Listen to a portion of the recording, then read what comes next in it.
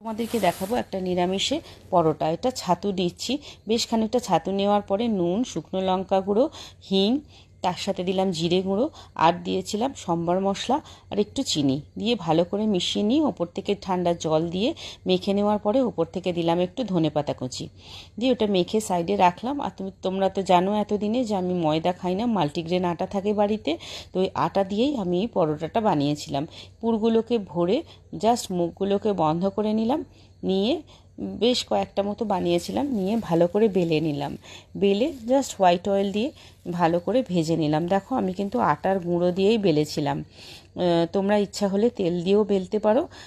পরোটাটা বেলে নেওয়ার পরে ভালো করে ভেজে আমি কিন্তু কোনো তরকারি দিয়ে সার্ভ করিনি, কারণ আমার বাড়িতে না কেউ পরোটা তরকারি দিয়ে খেতে চায় না। এই ছাতুর পরোটাটা সবাই খুব খেতে ভালোবাসে, ছেলে হাজব্যান্ড সবাই, তো ওরা না কিছুতেই সস ছাড়া এটা খাবে না, তাই আমি আর কোনো তরকারি এর সাথে রান্না করিনি।